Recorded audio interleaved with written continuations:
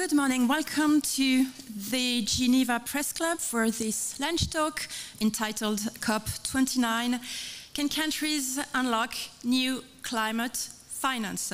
Thank you to Geneva Solutions Media for setting up this panel talk.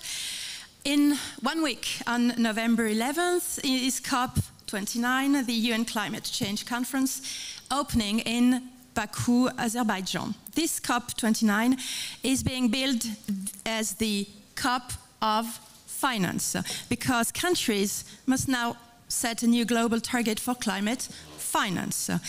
Both Geneva Press Club and Geneva Solutions are well aware of the human rights issues in Azerbaijan and the call for boycotts issued by NGOs such as Amnesty International, Human Rights Watch or Freedom House. It is an important topic of discussion, but it is not today's topic. We are here today to discuss the finance of world climate change, which will be at the heart of next week's international negotiations. What are Western and wealthy countries meant to be doing under the commitments set out in the Paris Agreement, including helping to finance vulnerable countries that are unable to cope or adapt to the effects of climate change? What can we expect from next week's climate change conference? To answer these questions, I have now the pleasure to give the floor to Kasmira Jeffert, Editor-in-Chief of Geneva Solutions, and her three panelists. Kasmira, you have the floor.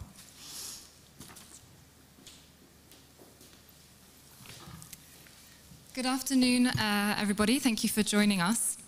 15 years ago in Copenhagen, developed countries committed to raising $100 billion per year by 2020 to help address the needs of developing countries in fighting climate change. That number was only met once in 2022, despite needs being estimated now to be running into the trillions. Now, countries have less than 1 year to set a new and more ambitious climate goal known as the New Collective Quantified Goal. This is what will be or should be finalized this month in Baku. On top of that, current national plans put the world on track for a 3-degree warming, more or less, over the course of this century. That's according to UNEP. Plus, this year's discussions are being made more problematic by the difficult political and economic backdrop and the fact that this year's event is being held in Azerbaijan, a petrol state that is expanding its oil production, but also known for its suppression of civil society, including journalists and activists. Conflicts worldwide have also taken the attention off the climate emergency. So it's against this backdrop that we're here today to discuss the main theme, which is the financial objectives of this COP. And I'd like to introduce our panelists. We have to my far left, Emilia Santos-Polino, Chief of the Investment Research Section at UN Trade and Development within its Investment and Enterprise Division. Sorry, bit of a mouthful there. Matthew McKinnon, Founder and Executive Director of Aroha, and Liane Van Dam, who's a senior campaign within the Center for International and Environmental Law's Climate and Energy Program. Thank you very much for being here. So I'd like to start with just a key question at the heart of this matter. Why is this the finance deal so important at this stage, and for whom? Liane, perhaps you could start us off. Hello, it works. Thank you so much for inviting Ciel to this important panel. I think the finance deal is important for everyone, as we see, the raging impacts of the climate crisis, as very recently we saw even in Spain, really, highlighting the importance of and the urgency of scaled up finance to stop this climate crisis and to also help communities adapt to the impacts and, of course, also address the loss and damage. We've seen this across the globe, but of course it's the communities of developing countries that are facing the most impacts, and therefore for them it's the most important to have this urgent scale-up of climate finance. There's also a massive erosion of trust under the UN climate negotiations that we've seen in the past years, even in the past decades, related to the fact that, related to many factors, but also related to climate finance and the fact that wealthy states have not upheld their commitments and their obligations to provide finance under the commitment to the 100 billion finance goal. So it's really in the interest of climate ambition and in the interest of the restoring of this trust that this climate finance goal is really important. And when thinking about ambition, I mentioned resilience and addressing loss and damage, but there is also this really important aspect, which is that next year countries are expected to update and enhance their nationally determined contributions. And especially for developing countries, it will be really crucial to know and to be able to predict how much climate finance they will be able to count on to really increase their ambition and ensure that those NDCs are ambitious, just, and human rights based. So I'll leave it there as a first answer. Thank you. Nice and concise. Matt, how would you describe the political and economic climate and expectations going into this COP? How would you compare it to previous COPs? And could you set the scene for us? Sure. Thank you, Casimira. Pleasure to be here. I think it's a bit of a difficult COP. I mean, it's difficult timing. The last COP in Dubai was a very large conference. It was, I believe, by far the largest COP ever held. Something like 100,000 participants. This was way, way beyond any previous conference. And a number of really significant outcomes there, including a renewable energy target for 2030, a capitalized loss and damage fund. And we know that next year, as Lynn mentioned, when all countries are supposed to be presenting their new climate targets, that's going to be in Brazil, that's COP30, that's also a major COP. And so somehow this is a little bit of an in-between COP, which is not to say it's not significant, because like Lynn was saying, countries would set potentially more ambitious targets if they had confidence and awareness about the types of finance that they could count on. At the same time, we know that at least the way that finance has been structured under the Paris Agreement so far, it's that developed countries are the ones that have a specific obligation to provide finance, and the largest developed country, being the United States, is having its general election tomorrow. And we may or may not know potentially even the outcome as we move into Baku in the coming couple of days. So it's a pretty significant development that is somehow overshadowing, I think, this COP, because it's quite hard to know. What we do know is that depending on the outcome of that election, one of the candidates is more or less has a track record of pulling out of this entire framework, which could be expected in the future, whereas the other candidate is appearing to be pretty committed to climate action. So those are some really significant developments that are around here. At the same time, economically, I mean, I guess if we're going to deep dive into finance, we'll come to some of the issues that have been on the table around this finance goal, but obviously widening the circle beyond just developed countries is one of the possibilities that is being discussed, with more or less probably likelihood of success. But on the other side of the major emerging economies, China has also been in relative financial difficulty in the past years. So the ability for other countries to kind of come forward and fill gaps on finance is also in question. So I think that's a little bit on the landscape. Thank you. Thank you. And Amelia, if I can ask you the same question from your perspective and your work, why this finance COP has been termed is important at this stage, and also the role that the private sector can play in filling this gap or in this year's discussions.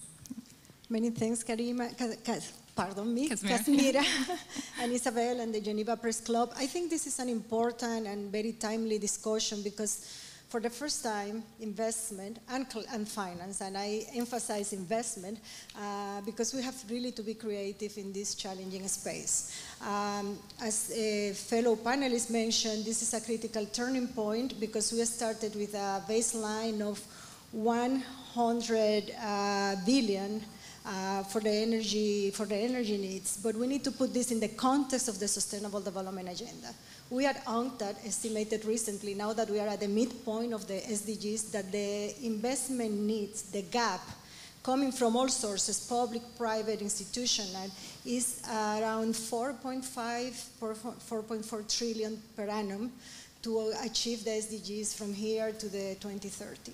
If you take only the climate and energy transition, half of it relates to the energy transition. So we're talking about an annual gap above what we estimate the 1.1 trillion by 2025 that is only for climate. So to summarize, we are facing a 4.4 trillion gap to meet the SDGs. Half of this relate to the energy transition. And not only clean energy, but affordable energy and the technologies needed to provide this energy. If we focus only on climate, the baseline is 1.1 trillion. So what is the role of private investment on this? At UNCTAD, we have done very deep analysis on how private investment can help to meet this gap, especially in developing countries, including the most vulnerable ones. For example, in least developed countries, the UN category of the most vulnerable economies, it shows that over 75% of sustainable infrastructure projects are funded by international project finance. Basically, these are syndicates by the private sector with governments and multilateral development banks. So the finance and investment discussion is very important now. And then if I take the F, the finance, I already talked about the investment needs and gap. We calculated at UNCTAD that since 2018, the sustainable bond markets, that is the capital markets, in addition with institutional investors, are sitting on a $7 trillion per annum, cumulative since 2018. So we're seeing that we have an annual gap of 4.4 trillion and the capital market is sitting in all these funds. And it's not making their way to developing countries. So how at COP we can bring together these different constituencies to discuss how bring affordable finance to developing countries is key. As I said, developing countries' LDCs depend on this funding. We have voiced the important sectoral deficits that exist not only in the mitigation side of things, but in the adaptation. For private investors to invest in adaptation sectors to climate change, as Lien mentioned, we have every crises are becoming more frequent, and not only in developing countries. So we need to facilitate that the private sector can come to these difficult markets related to water and to infrastructure. Some of these sectors are highly regulated, and it's very difficult for investors to come in. So really COP is giving us the platform. Later on I can come back to how we can do these partnerships. We are working closely with the COP29 presidency, and we are going to launch an initiative on the Finance and Investment Day, that is the Baku Climate Investment Finance Trade Initiative, to facilitate this needed funding for the investment gap. I will stop here, but I'm happy to come back to some of the challenges and issues and how policy coherence and working closer with the private sectors, with institutional investors, in addition to the traditional funders, multilateral banks and so on, can help to bridge this gap. Thank you very much. We'll come back to you on that. Perhaps we could dig into some of the details then of this NCQG then, and what some of the sticking points are. Who are the lead voices in getting this agreement across the line? What are some of the different positions and proposals on the table? Matt, would you like to take this one? Sure, I'll start that off. Well, I think it's important to remember a couple of things. One, that the 100 billion, it actually predated the Paris Agreement itself. It was first tabled around in the run-up to the 2009 Copenhagen summit, which did not work out. And since then also, given its nominal target, since 2009, it's lost more than 40% of its value. So, and as we've heard, the needs on climate finance are just increasing. We're at the point where the Paris Agreement is almost outside of what was negotiated in terms of its goal of 1.5 degrees, capping that temperature increase, because we're within half a degree, roughly, of that level of warming right now. And so you have on the other side, you know, countries, for instance, on the front lines of the climate crisis. One example, the Marshall Islands, a low-lying atoll nation in the North Pacific, who is represented here in Geneva. in their national adaptation plan, they attempted to quantify how much resources they would need to protect their main couple of urban centers from 0.5 meter of sea level rise, and the amount is more than 1 billion, which is multiple times the annual GDP of the Marshall Islands. And obviously they do not have the resources for that in the Marshall Islands. So you have countries responsible for climate change, countries not responsible, feeling the impacts, lacking the resources. You have an agreement on the whole which is almost coming to pieces in the sense that it's been brought right to the brink of what it can look to achieve, and it hasn't all been played out yet. There's been a lot of momentum since the Paris Agreement came in. There have been significant increases in climate action. The projected temperature that we're aiming for has been brought down incrementally, and we have seen increases in flows on climate finance. But what remains to be negotiated is kind of everything and also not that much, depending on the way you look at it, because the Paris Agreement has not left too many things open on this potential goal, except that the 100 billion goal runs out next year, that there should be a new goal put in place that is from a floor of 100 billion per year.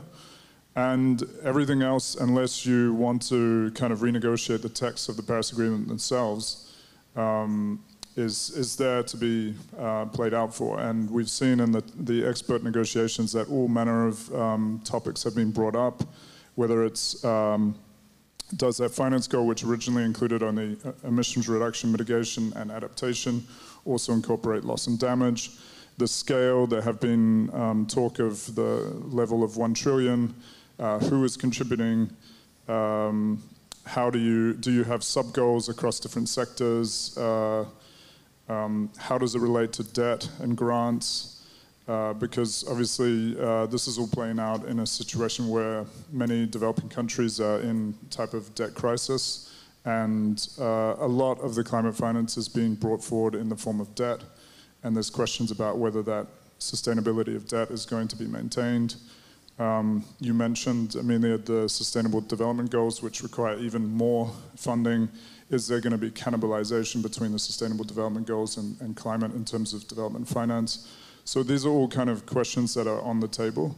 I'm sure colleagues would also want to add more, because there's just so many details at play, but just to give an idea. Yes, Liane, if I can ask you to maybe rebound on one thing that Matthew brought up there, which is the loss and damage part of the agreement, whether or not it should be included in this agreement. Perhaps to start with, could you tell us where we stand on getting this fund up and running? I know there's a series of meetings on that as we speak, and after COP as well. And what are the main challenges in operationalizing it and getting it funding to climate hit communities? Thank you. Sure. Yeah. Well, it may seem that loss and damage is not high on the agenda of Baku. It's actually, strongly part of the NCQG discussions, and there is, as you mentioned, the whole operationalization of the loss and damage fund that is ongoing on the sites of COP in the board meetings of the fund. So maybe just a little bit of context. At COP27, the Loss and Damage Fund was established. By COP28, they came with a governing instrument. It was adopted at COP28. And now, since this year, we've had board meetings really fleshing out the details of the operational modalities of the fund further. The governing instrument that was decided at COP28 had significant flaws related to, for example, contributions of developed countries. Obligations related to that are missing from the governing instrument, and because of that, we've also seen that the pledges that have been made at COP28 as well are quite low. So we're talking about hundreds of millions, while we know that the needs for loss and damage are hundreds of billions. So currently, the fund is underfunded.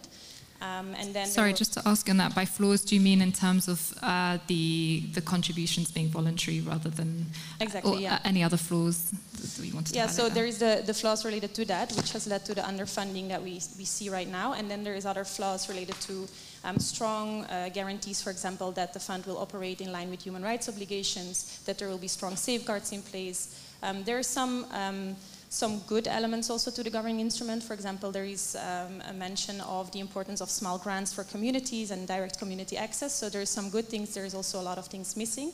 And a lot of the decisions were actually moved to the board to be made. And so this year we've seen up until now, there's been 3 board meetings where we've seen mainly procedural decisions being taken, which are really important to get the fund up and running. So it's good that they've been made. We're talking about the host country of the board, the selection of the executive director, the agreement with the World Bank for an interim hosting arrangement with the fund. So all of that has been decided, and now we're expecting in the week after COP29 there is the 4th board meeting, and there we're expecting that there will be an acceleration of the more substantive decisions and discussions, mostly on things like community access, like the scope of the fund, the scale of the fund, participation of communities in the fund.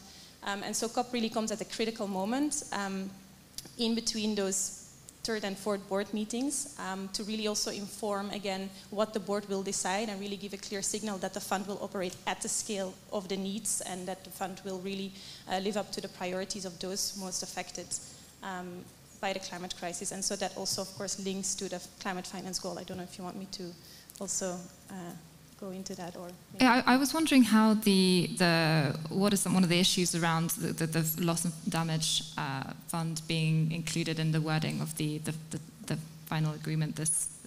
What are some of the contentions there? Yeah, so I think as Matthew already mentioned, there is of course the question of whether there will be sub-goals under the climate finance goal, and if there are sub-goals, whether one of those will be loss and damage, which when you look at it from the evolution of how the negotiations have gone, it makes a lot of sense to have a sub-goal on loss and damage, because we now have the loss and damage fund as an operating entity of the financial mechanism of the convention, which makes it clear that loss and damage finance is integral to climate finance, and we see this underfunding of the fund, which needs to be addressed. The board is also tasked with coming up with a resourcing strategy, but the best resourcing strategy is making sure that loss and damage is addressed together with mitigation and adaptation under the climate finance goal that is to be decided at COP29. So that will be really critical also for the fund once it is operational, which will hopefully be soon. We're expecting it in 2025, that they can actually operate at the scale of the needs rather than the hundreds of millions that we currently see are available. But is one of the contentions then that putting it under the deal would then hold countries more account to then meeting certain obligations and contributions to it? Yeah, I guess the argument is that loss and damage is not explicitly mentioned under Article 9 of the Paris Agreement, and that's where the new climate finance goal is mentioned. But again, when you look at it from the evolution of the negotiations, also there is no legal argument to say that it couldn't be part of the climate finance goal, and it is very clear that there is a need. There's also been repeated recognition in the form of COP decisions that there is a need to increase finance for addressing loss and damage. So if you look at it from all those perspectives, it just makes a lot of sense to have loss and damage under the climate finance goal. And yes, probably the resistance against it is, of course, that it would lead to an obligation to pay for loss and damage very explicitly under the UNFCCC. So just to follow up, thank you, Matthew, on what you were saying about the this debate around increasing the scope around which countries should be paying up. There's been pressure on China and others who are big emitters to weigh in more on this. What expectations do you see from countries like China? And maybe Emilia, you would also like to comment on this to pick up some of the slack here and yeah.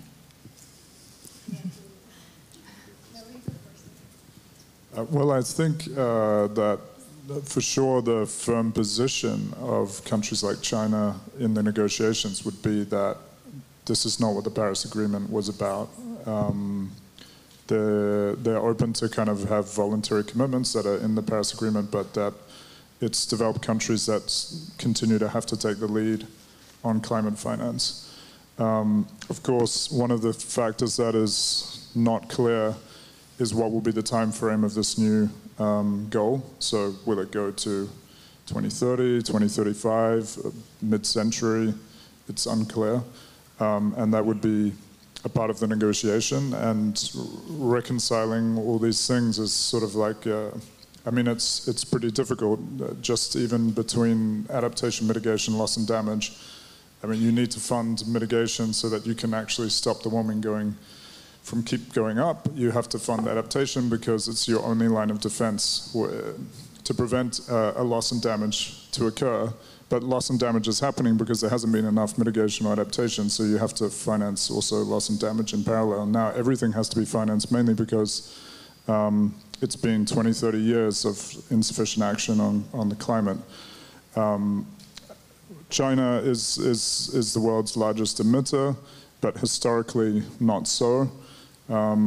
So you can also look at, for instance, responsibility of emissions over time, over different time lenses, to try and understand who might be the ones that should take responsibility.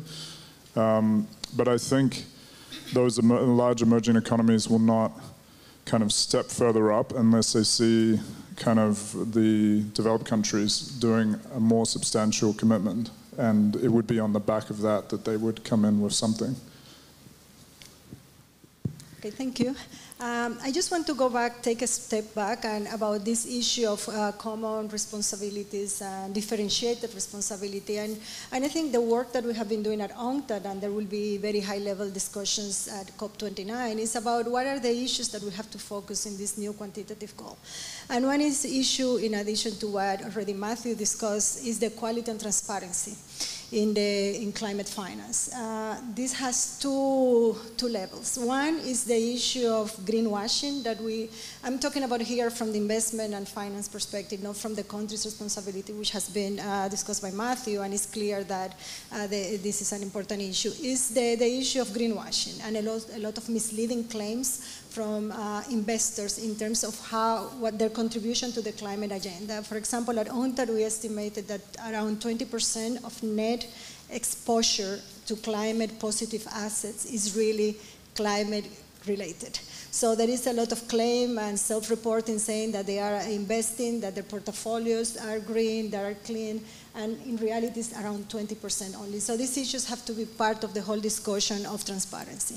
And also, what we are calling for is for a standardized reporting mechanisms and to have a clear distinction where the funds are coming from, what is the real climate and green energy component of this, but also to make a clear differentiation from development aid. And this speaks to the issue that Matthew mentioned about cannibalizing the climate finance and climate goals. We know that all 17 goals have a climate component, either in terms of mitigation, adaptation, and how countries will meet the goals. Take agriculture, agri-food system, for example.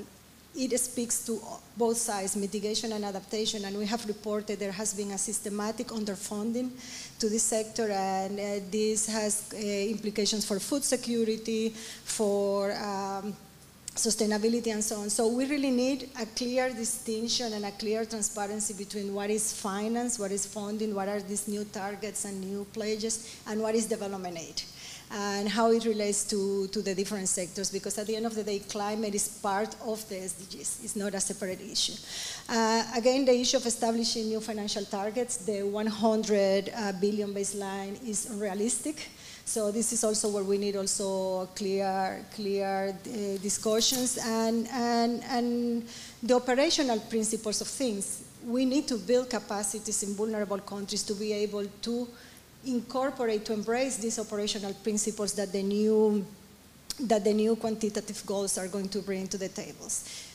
COP30 will be the opportunity for countries to update their national determined contributions, those that don't have to bring the new NDCs to the table. And what we are trying to advocate is for more coherence between different policies, between climate, between investment, and between trade, to help countries to achieve those goals and to be able to better benefit from all these those initiatives and to meet their financial requirement. So these are the four issues that I think we really need to put at the table, and that what UNCTAD is doing work and has been presenting these issues in the new financial targets, the grant versus loan debate because the debt burden in many countries is becoming unsustainable. You have countries spending more on debt services than in key social services, and the issue of transparency in climate and the issue of operational principles and how we can help supporting countries to achieve those. Thanks. And going back to what you were mentioning earlier in your first point, how do we go about then kind of facilitating investment? So if we do see a more ambitious targets, being hopeful here, but from countries at this COP, what would it take to make it easier for the private sector to follow suit and step up? Really, we have a lot of work to do there because risk perception is still very high in the sustainable infrastructure arena. We are currently doing some work on how to help to de-risk investment in developing countries. For the sustainable investment, sustainable infrastructure, the upfront investment is very high, and there are concerns about political instability, exchange rate risk, and so on. So project preparation in developing countries, working closely with developing countries in project preparation is key.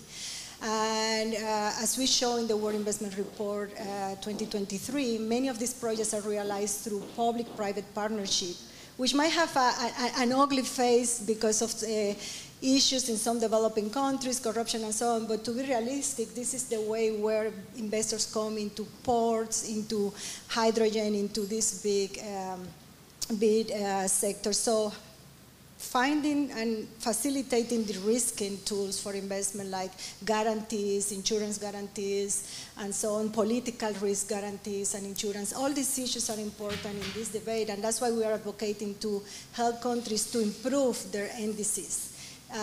We show in the World Investment Report that only around 140 countries have some sort of vague idea of what are the investment needs to meet their 2030, 2050, 2060 targets. So out of these, only 40 have clear ideas of the investment needs and sources. So you are jumping into an NDC saying that you are going to have a net zero or certain targets by 2035 without having the clear idea where the finances are coming from. Mm-hmm. So we have to take like 10 step backs and go to the root cases. Is challenging conditions, in risk environment we show, for example, that in countries like Africa, countries in the region of Africa and some vulnerable countries, risk is the main issue that investor will mention, like risk perception. So helping them in project preparation and entering into this PPP with a strong foot is important. Also, we show, for example, in the report that if these projects are done well, these PPPs, for example, bringing in the government stake, bringing the private sector, and bringing multilateral development banks can help to reduce the cost of debt by around 40%. This is for renewable energy projects. So partnerships do help countries to have affordable financing. And that, again, this is something that we are trying to put on the table with this new dialogue initiative at COP. Thank you. I hope it was not a long story short that said that funding challenges have to do to high perceived risk, to insufficient institutional infrastructure in many countries, and the lack of policy coordination entering into the NDCs. Thank you very much. Really concise targets, what we'd like to see out of this COP. Got about 10 minutes left, or just less, so just to wrap up with some final questions, and coming back to our initial question of this panel, and also with some concept, the COP in Cali, the biodiversity COP in Cali just wrapped up this weekend, and we saw there that no finance deal was agreed, and there we were talking about a sum much lower than what countries are setting out to do next week in Baku. So given this, what are your expectations for the outcomes of this summit? Liane, do you want to start? Yeah, I think, without having followed the negotiations in Cali closely, there were other colleagues, but judging from what I've seen, I think it's very clear that there is the same challenges happening there as we see in the climate negotiations, where there is an increased need for finance, and there is a lack of political will from the countries that are supposed to provide this finance, the developed countries. Given that finance is a make or break topic for COP29, I would expect some hopefully some willingness to come to an agreement and to really discuss ambitious outcomes, and also a presidency that will hopefully really focus on getting not just a deal but a good deal. And just something that I think is really key to highlight and that we haven't really discussed yet here is that the finance is there. There's so many studies that show that there is enough money that can be invested in climate action, in biodiversity action, thinking of redirecting fossil fuel subsidies, other high-emitting sectors subsidies, thinking of tax justice policies, thinking of the trillions that are being invested in wars. There's so much public finance available, and it's really a matter of redirecting it to the places where we need that finance. And that's really that's the reason why I said there is this need for finance and there is a lack of political will, because it's not that the finance is not there, it's really about the political will to shift it. And yeah, let's hope that COP29 shows some willingness to do that. Thank you. And Matthew, your thoughts on that? Yeah, sure. Do you see political will mustering up at the last minute here at this? Well, it's a COP. Anything can happen at a COP, and I think Baku would be no different. If I could take a stab at where the landing zone would seem to be, I think it would be at least helpful if there's something like a framework on the finance goal that at least closes off some areas, allows some of the ambition to be there, maybe not completely agreed, but enough to give confidence to countries that it's heading in the right direction, and details remain to be worked out. I would be pleasantly surprised if they come up with an actual ambitious goal and then it's a sort of a done deal. And I guess it would be real disappointment if there's just nothing serious at all. So somewhere in between. But I think Lena's right in that there are many different ways in which finance can be available. And by the way, the 100 billion target language is extremely kind of weak and open as it is, the existing goal. It's public, it's private, it's loans, it's, it covers basically anything and everything. So I feel like they could come up with a frame that works, that the key thing that I believe, especially for the private sector, that is necessary is a signal that the international community is committed to move to another level of ambition in addressing the climate crisis. And that can be done with an ambitious finance goal. That's a very important and significant thing that can come out of this process. If we level up the ambition by an entire quantum from 100 billion to 1 trillion or above, then that would set a very significant kind of bar for the global economy to work behind. And we know that the IFIs, the MDBs, like the World Bank and the IMF and others, they do work to deliver on decisions that are made in the UNFCCC, so under the Paris Agreement. So if we do have such a goal, it will have a follow-on effect, an impact for the international financial institutions, and that will change a lot about the way finance flows around the world economy. Thank you. Thank you so much. I think Liana and Matthew have given a very comprehensive answer. I want to reemphasize the efforts to help developing countries in getting a fair deal and fair share of finance and investment into the goals. And again, let me remind you of this initiative that the COP29 is launching in partnership with UNCTAD, UN Trade and Development, and the UNDP, also in cooperation with the WTO, the International Trade Center, and so on, to basically focus on 4 areas. One is to integrate policies. As I said before, we really need to align finance, investment, and trade with the national development goals. In many countries, there is disconnect, there is no coherence, and if they don't have a strong in-house policies, it will be more difficult to have a common negotiating position. The second issue is to promote local and regional platforms. We have seen important inroads, like, for example, the East Africa energy corridors, the energy trade in the Mekong region. These things could be scaled up, but countries need support. So for us, in this Big Fit initiative, this issue of knowledge sharing and helping developing countries to build this partnership is important. This also leads to facilitate concrete project development. We cannot remain abstract when it comes to these pledges and funding, to work with the private sector to find areas of investment and also concrete project development. And finally, as Matthew mentioned, the role of these global partnerships and how international financial institutions and MDBs can help, especially in terms of de-risking investment and to making the cost of investment, to making investment more affordable. And we are bringing, on the launch of this initiative on the 14th of November at the main stage of COP, we are bringing leadership from these organizations, UN and international organizations, but also private sector, investors, institutional investors, sovereign wealth funds, sectors that are sitting in significant amount of resources to speak with government representatives to see how we can make this work.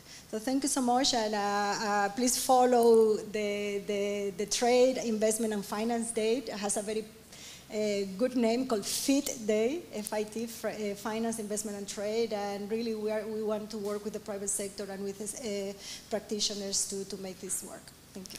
Thank you very much, thank you. And if I may perhaps anticipate, I'll take questions in a second, but just a final point, if I can zoom out to what we mentioned in our introduction, but given talking about the location of the COP this year, would you be able to comment, Liane, perhaps on kind of the impact of the context that this COP finds itself in on civil society participation, given the kind of crackdown we've seen on critics, on human rights defenders, on NGOs.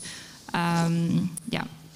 Sure. Yeah. It's as hosting a COP in a country with reported civic space restrictions and crackdown as we've seen in previous years, and as was mentioned, has been reported by Amnesty, Human Rights Watch, also for the host country of this year's COP, really has an impact on civil society participation, on who can attend, what people can say, and of course then also on the ability of the climate talks to deliver ambitious outcomes. The impacts that we've seen over the past years is really energy being lost in discussing security and safety instead of discussing advocacy for climate action. It's self-censorship. It's people even deciding not to attend the talks because they're not sure about the risks that might pose for them. And a very specific example is also that normally yearly we have this very big climate march outside of the venue on the middle weekend, really mobilizing people from the host country to speak up and having this huge mobilization potential that we haven't seen in the past 2 years, and it has moved to inside the so-called blue zone, which of course is also very powerful but really significantly reduces the mobilization potential. So that's really, it's a problem, and really the host country, but also the UNFCCC and all parties have responsibilities to make sure that there is a safe and secure civic space in the context of climate talks. That goes back to, for example, putting human rights safeguards in the host country agreement and also making that agreement public so that people also know what they're dealing with, which safeguards are in place when they attend these talks. And despite repeated calls from parties to make host country agreements public, we haven't, the one for COP29 hasn't been published, and people are traveling in the next days. So that's really problematic. And a leaked version of the agreement also shows that there are no strong human rights safeguards in place. So that's really, again, it's really a responsibility of all parties of the UNFCCC of the host country to make sure that going forward that is really there. And for this COP also, of course, that there is clarity that people's human rights are going to be respected in the context of the negotiations. Thank you very much for your comments. I'll close it here unless, Matt, you want to add to this? Or Medium. Great. Well, thank you very much for this really enlightening discussion. We'll open the floor to questions. Please raise your hand, and there's a roaming microphone. That's the gentleman at the back. Thank you. Thank you for a very important event. I have two closely connected questions. First of all, regarding the transparency with the climate finance, you mentioned about greenwashings, and when some stakeholders or countries able to use climate finance issues for greenwash themselves, but it's also, could you explain if it's possible to, it is also meaning a green laundering, because some countries, especially Azerbaijan, they are using green economy for literally for launder their stolen assets, from public funds, is it also part of these issues or not? And what do you think after, how this is possible to implement integrity philosophy with the climate finance if, for example, host country who is organizing COP29, they are not people who is able to promote transparency, not even with climate finance, with the general, like public funds issues. Because it's like, if you want to defend something, you need to be believed to these values. But according to the Transparency International, Azerbaijan is most corrupt regime in the world. And now these regimes like taking the lead with the defending transparency of climate finance issues. That is, how is it possible to do something if we are living in this kind of fake upcoming COP29 realities? I thank you. My name is Amin Hussainov, by the way. I'm flying a COP29 campaign, which is established by Azerbaijani exile-based NGOs. Would someone care to take this question, or? Well, I can only speak, as I said, from the technical side of things, since my position, that's what we do. When I talk about greenwashing, what we do is we analyze the net position of investors. That is bonds, funds, institutional investors, and so on. Because, you know, since the Global Compact was launched, all investors need to report on environmental and social governance and how their assets are invested. So many of them, the majority says that they are doing green investment, that they are promoting gender equality. In reality, 20% of the net assets are really climate-related. So that's why we refer to greenwashing. Linking this to the goals, what we are promoting is quality and transparency in climate finance in two ways. One is to really, and to address the issues, the concerns that Matthew mentioned, what is really aid, what is loans, what is grant, what is investment. Because there is a lot of confusion here, and then at the end of the day, countries might end up with a very high debt burden when they thought it was official development assistance or was an investment. So this is what I would refer to transparency. And also to have a clear, enhanced transparency framework to help with accountability. This is also another issue, but this relates to the quality and transparency of finance. I will not be able to speak to the other issues because they are beyond my professional capacities at UNCTAD. But if the others want to address, thank you. Thank you, Matt. If you want to answer the first or second part of that. Sure. So the COP president is really responsible for getting the outcomes at this conference. And it doesn't mean that there's not a wealth of agreements and frameworks and structures that were already agreed and will continue on. And I think, transparency, just to decode that a little bit, usually where that comes from in the negotiations, that the developed countries are giving a lot of money.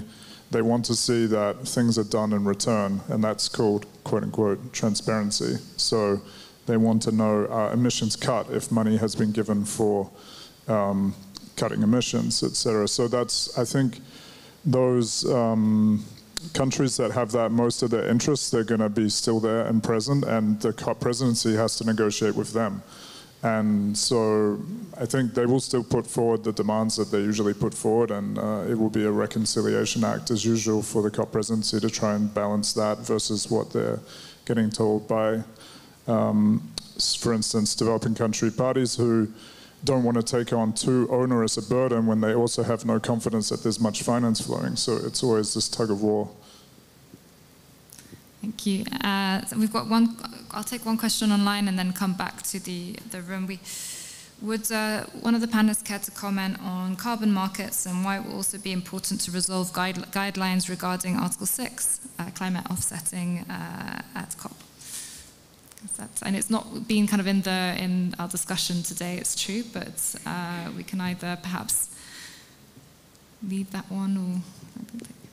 I can say a few words about that. I mean, carbon markets, they are part of the Paris Agreement, and so the rules have been sort of agreed upon a few years ago already, but some things still need to be resolved for them to be actually starting to be operational. And Just the reason why it's important to have those rules in place is because we've seen actually, and that relates to greenwashing, we've seen that carbon markets have led to situations where they haven't actually led to emission reductions, and where it is very much used in the context of greenwashing, and also additionally where human rights violations have been part of these projects. And so these rules are really critical, and they need to be done well, and they need to be comprehensive before any carbon market scheme can actually be implemented. So in that context, it's really important. And to link it back to the discussions on the climate finance goal, also something that we really, we're warning against is that we're seeing increasingly, because of the increasing finance needs that are there, increasingly carbon markets are being named in the context of climate finance as a means to bring this finance to developing countries, which is absolutely not what climate finance is about, because carbon markets, of course, the projects might be in developing countries, but the emission reductions are not going to be counted on their, counting board. And so this cannot be climate finance, and that's also really important in the context of the NCQG, that's recognized that carbon markets are not part of this finance goal. Great, thanks for clarifying, and I'll check this. You had a question?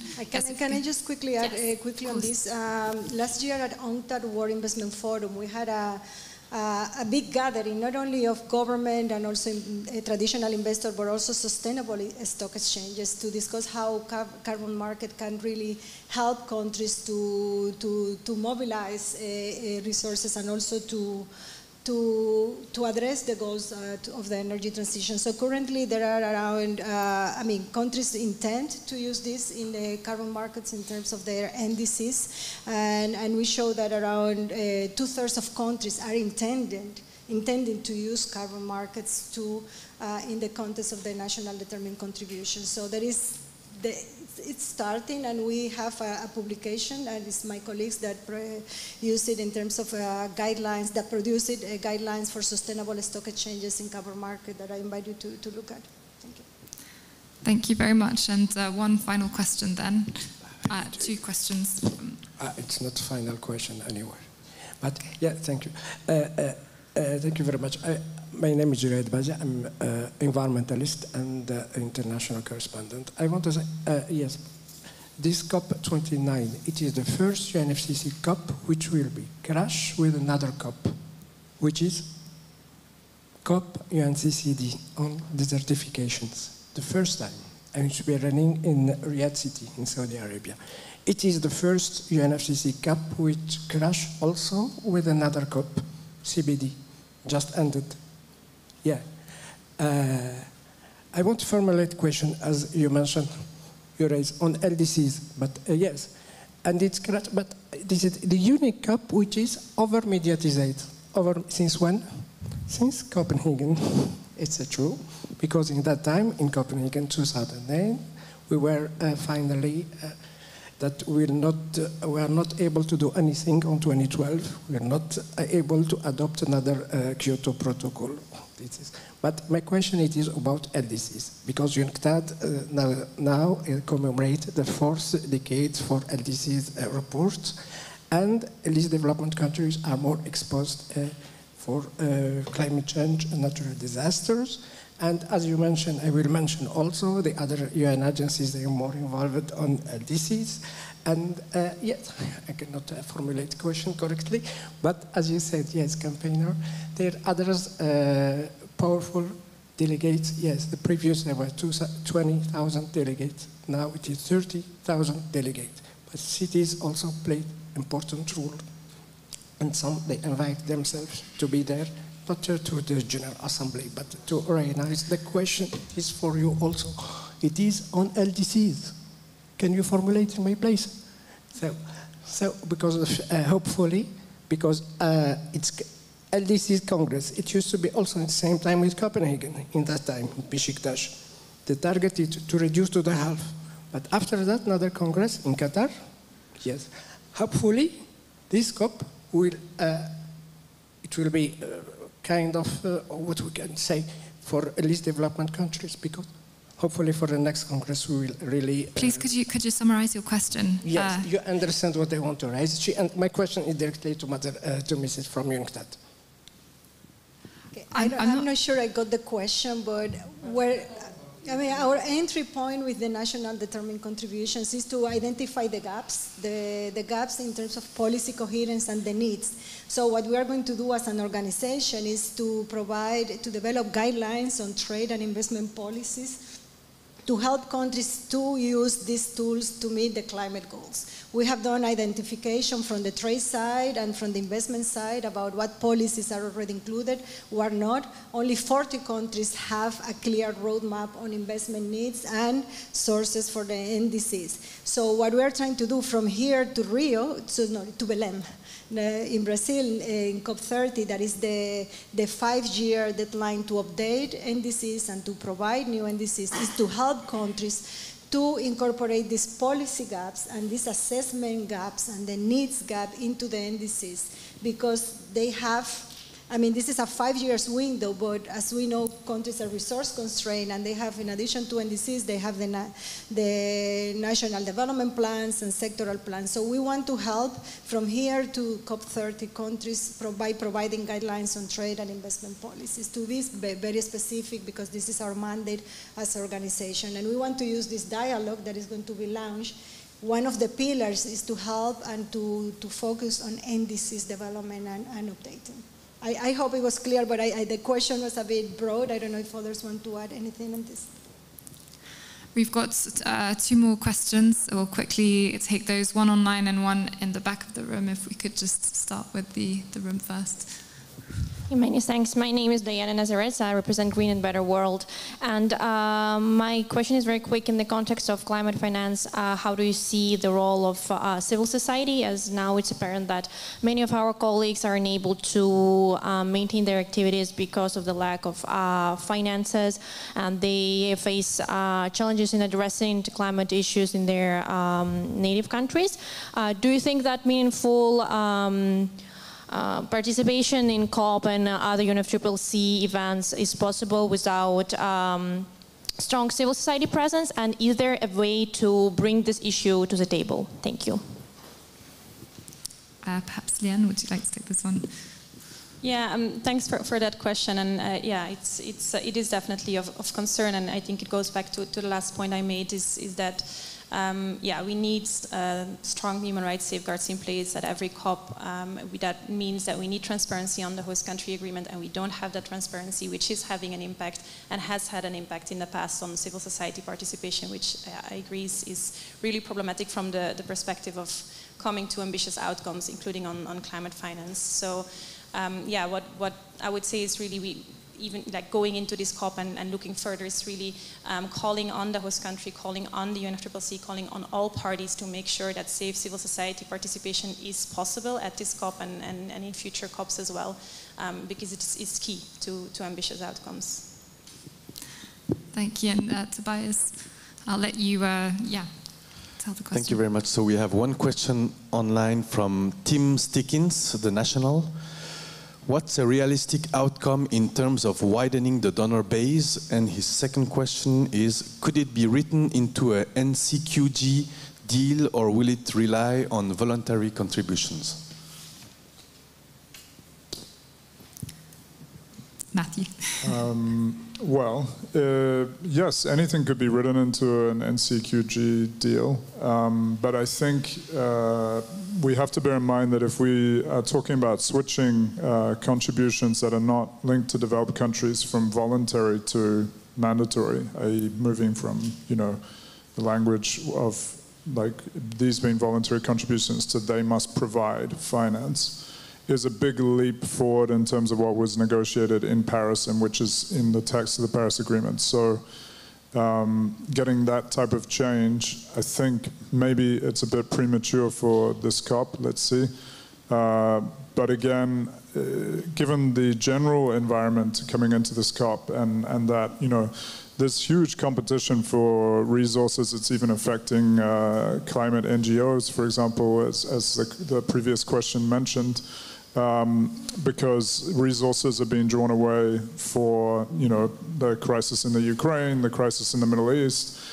This is not kind of a moment when the world economy is sitting there with a huge amount of money just wondering what to spend it on.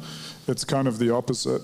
And so like I said earlier, I think that if big emerging economies who could potentially do more, and some of them, by the way, in the case of China, for instance, they are the world leader in several climate technologies. I mean, solar photovoltaics in the wind turbine industry now with Goldwind, and they're not an exporter of fossil fuels. So they could certainly see it to their advantage to be expanding economic and financial cooperation in this domain, but whether or not they agree to it in the context of the UNFCCC is going to be done on principle. And if there's not a huge kind of effort by developed countries to put something more substantial on the table in terms of their effort, I don't see that these emerging economies are going to kind of come through on a question of principle. And in the context of this COP, it's a bit unlikely given the general economic environment, but let's see.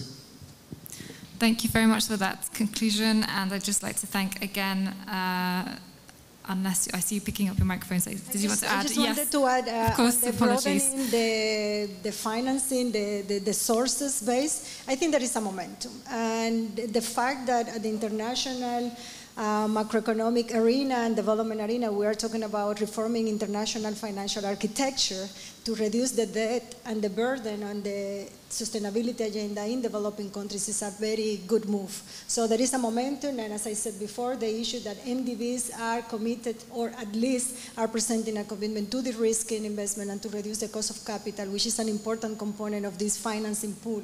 I think we are in the right direction, in the right move. Again, we need to work together and we need to create a global cooperation platform, and this presidency is facilitating, and the forthcoming one as well.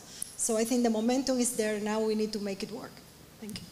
Thank you very much. And again, to just give our panelists names, Emilia Santos-Polino from UN Trade and Development, Matthew McKinnon from Aroha, and Liane Van Dam from SEAL, the Center for International Environmental Law. Thank you very much for your input today, and we look forward to covering your work across COP and following discussions over the next few weeks. And have a good afternoon. Bye-bye. Thank you.